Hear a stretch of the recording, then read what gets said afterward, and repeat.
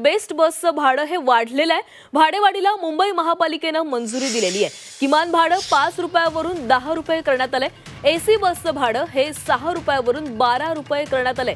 भाडेवाढीची तातडीने अंमलबजावणी देखील करण्यात आलेली आहे। मुंबईची जीवनवाहिनी असलेल्या बेस्ट बसच्या भाड्यामध्ये वाढ झाली आहे। बेस्ट बस भाडेवाढीबाबतच्या प्रस्तावाला मुंबई महानगरपालिकेने मंजुरी दिली आहे। 2 दिवसांपूर्वी मुख्यमंत्री देवेंद्र फडणवीस यांच्या उपस्थितीमध्ये झालेल्या बैठकीमध्ये बेस्ट उपक्रमानं बेस्ट बस भाडेवाढी संदर्भात आग्रह धरला होता।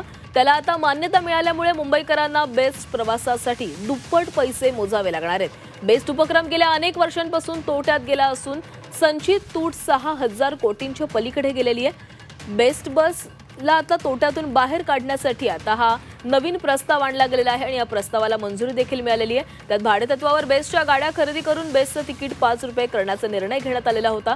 मात्र या निर्णयामुळे बेस्ट उपक्रमाचा तोटा उलट वाढतच गेला। बेस्ट उपक्रमाला गेल्या काही वर्षांपासून दैनंदिन खर्च भागवणंही मुश्किल झालं होतं। कामगारांची देणी द्यायलाही बेस्टकडे निधी नाही अशी अवस्था झालेली होती आणि त्यामुळे आता भाडेवाढीचा प्रस्ताव मंजूर करण्यात आला आहे।